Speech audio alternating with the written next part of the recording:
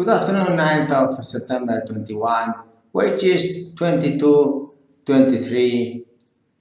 ITF and joint negotiating group of IMEC have agreed towards a 3% increase 22 and 1.5% increase for 23.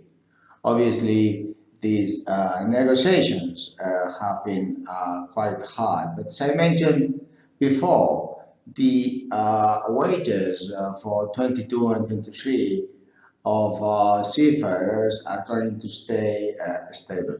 We are going to have constraints in the supply side. For example, maritime education crisis of incompetent governments really has put focus towards the limited supply of European ratings and officers, because there's 27 countries, each with a different policy.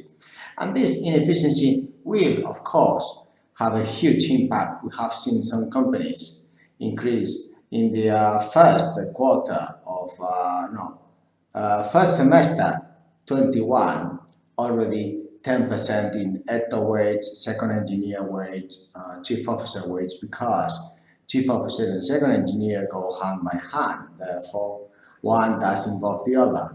It's quite tricky when we start negotiating on behalf of the World Seafarers Joint Negotiating Groups, ITF and IMEC, International Maritime Employers Council, which we are members of 350,000 seafarers. It's very tricky because it's never the same for all. I guess the most efficient way and the highest indicator would be to have just one, minimum for all the seafarers worldwide, not 50 different collective bargaining agreements for each country, because it's a waste of emissions every time these groups meet, and we have to be digital and be responsible nowadays, don't we? So be simple, eliminate these future negotiations of different collective bargaining agreements, because as I have shown the sample, that in the case of European ETO and the second engineer plus chief officer, this has not really been correctly negotiated, because they had in 6 months 10% growth. Therefore, how could worldwide be negotiated at 3% 22 and 1.5 23?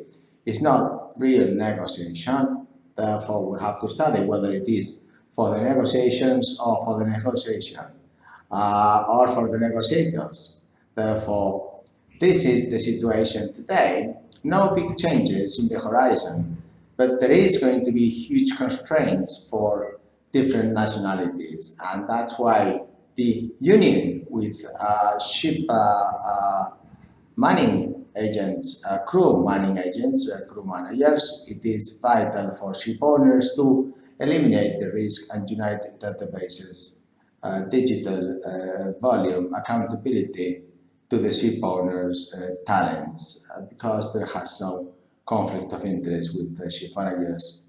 I hope you like this news about the wages. So this is what we have for today. Thank you very much indeed. Have a nice weekend. Bye.